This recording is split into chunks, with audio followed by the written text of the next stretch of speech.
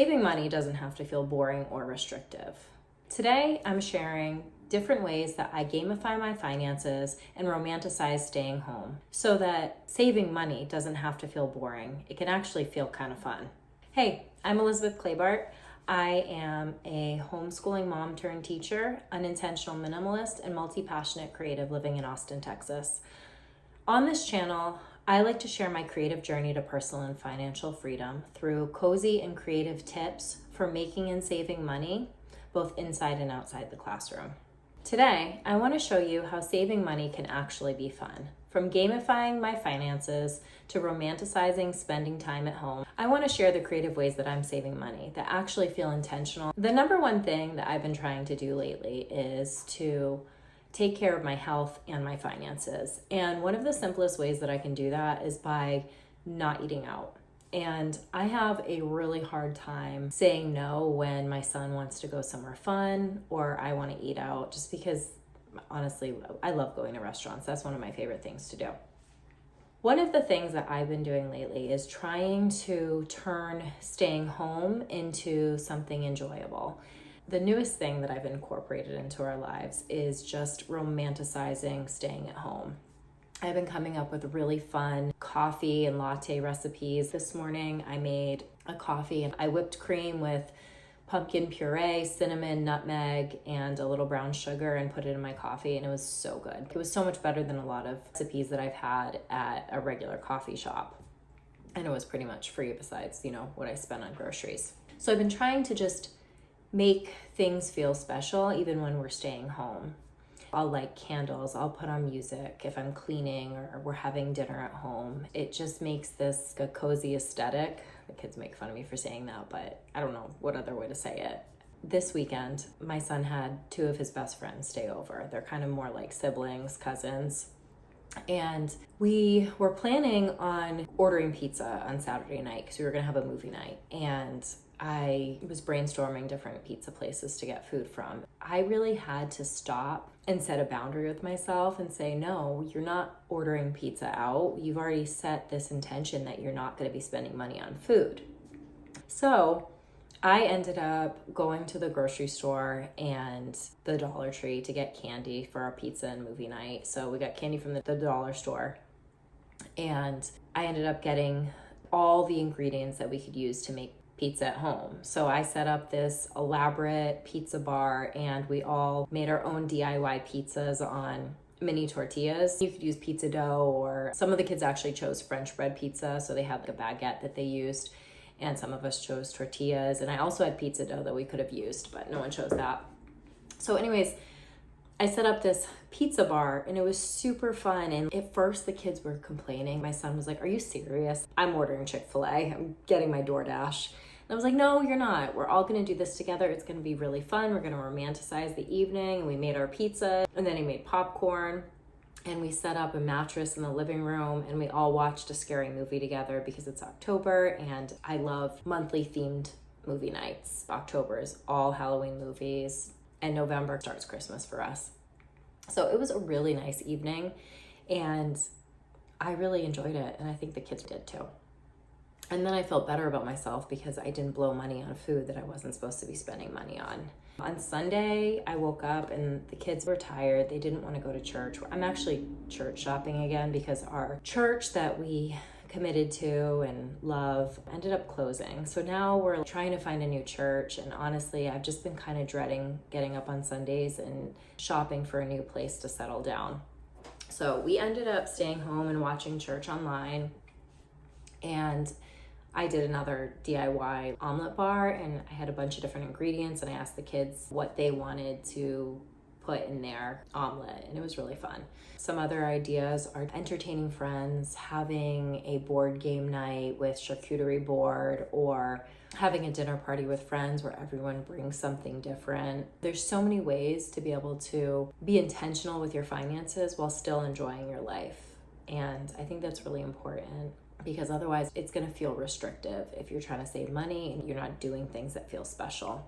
in setting up this video, I started researching some other ways that we can be more intentional and have really fun nights at home. Another idea was putting blankets, pillows, candles, and have a reading and journaling night. I think that'd be really fun to do with your girlfriends. I don't think my 14-year-old son would think that was very fun at all, but I just thought I would really enjoy that. We are in fall, and this is the perfect time. Stay home and be cozy in your house and make your house feel nice. You set it up for autumn and then Christmas, and it's always just a really good time to be home. And I tend to kind of hibernate in the winter. I don't really feel like doing a lot of things, which is usually why I cancel my birthday every year.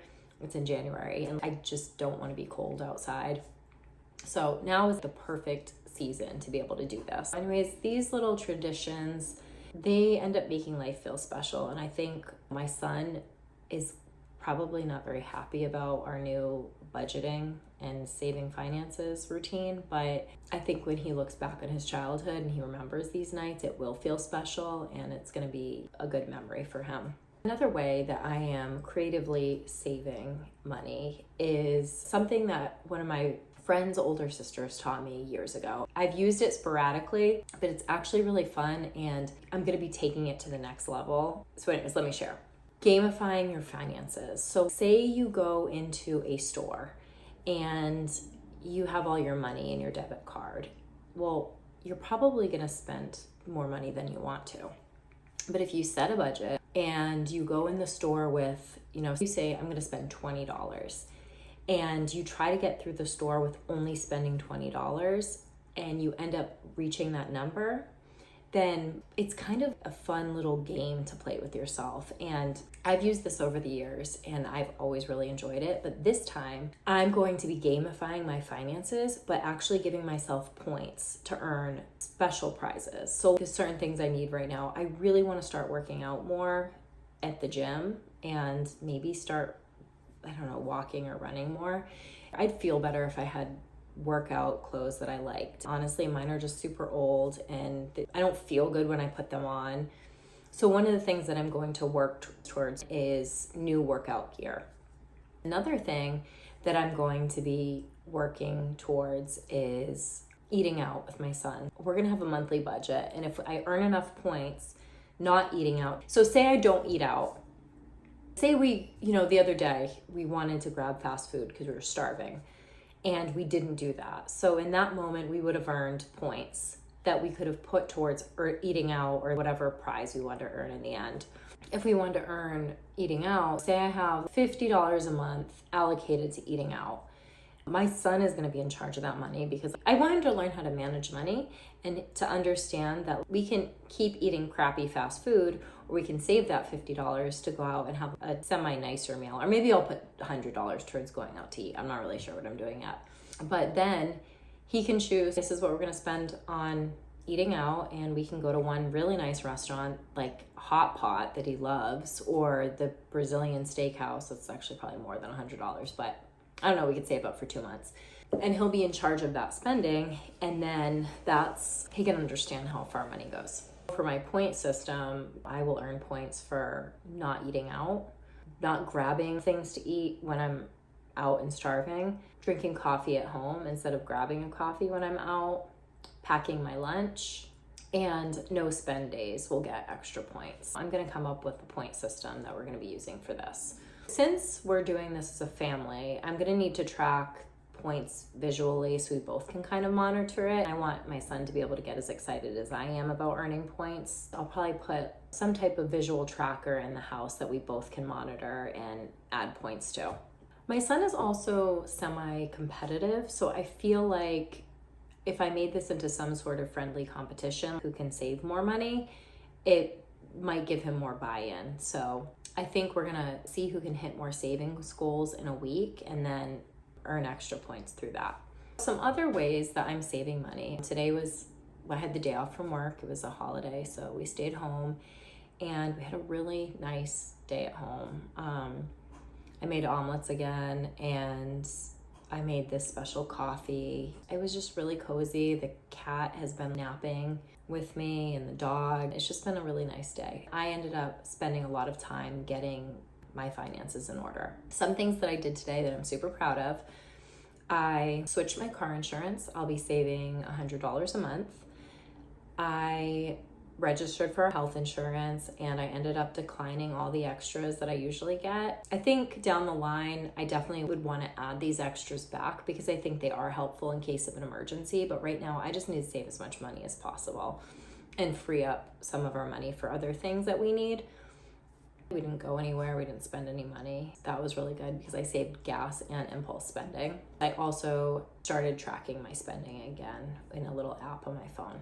These are honestly my favorite type of wins for saving money because they don't take extra work. They just make things fun and visible so that you know what you're working towards and you can monitor your progress. I think an important piece of this is our mindset. There are some tricks that we can do to be able to stick with our goals. So for me, just looking at being really intentional about the overarching theme of your life and what you want your life to look like. One of the major things when you're trying to save money, or what I'm doing in my life to be able to save money, is just trick yourself into making things enjoyable, making saving money enjoyable. There's so many mindset tricks that you can use. Here are some tricks I'm using. I'm trying to anchor my habits to my why. My overarching theme for my life is creating freedom. When you have enough money and you're able to manage it well, it creates freedom in your life. I want to be able to travel whenever I want with my son. I want to be able to go see my mom.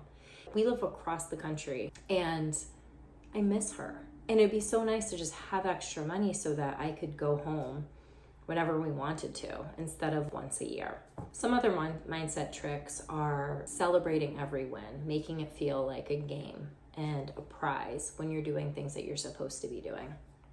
I've noticed that I get very ashamed of myself when I'm not meeting my goals, but it doesn't really stop me from messing up.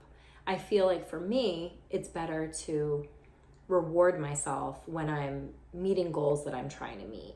So whether that means saving money, getting to work on time, going to bed by 10 p.m. when I need to, waking up at 5. If I'm tracking those things and earning rewards, then it makes the whole process more fun. And it definitely works better for me than shaming myself when I mess up and I don't do what I have designated as one of my goals. I think it's also important to focus on progress and not perfection, and to reframe what it means to be saving money, because this is not punishment. This is self-care. If you have spent your entire life not being able to manage money and you feel the shame and the guilt from not being able to save, not being able to reach your goals, it's self-sabotage. That's the punishment. Saving money is freedom. You're creating these skills that you can pass on. You can break generational curses. You can pass these things on to your children. And I think it's really important to just reframe this. This is not a punishment. My plan is to track in my journal and in an essential spot in my house all of the goals that we're working towards and when I'm able to hit them. When you romanticize staying home and gamifying your finances, saving stops feeling like deprivation and starts feeling empowering. In the comments below, I would love to hear what's one thing that you're going to do this week to creatively save money in your life. What are your goals? What are your intentions for saving money? I would love to hear about it in the comments.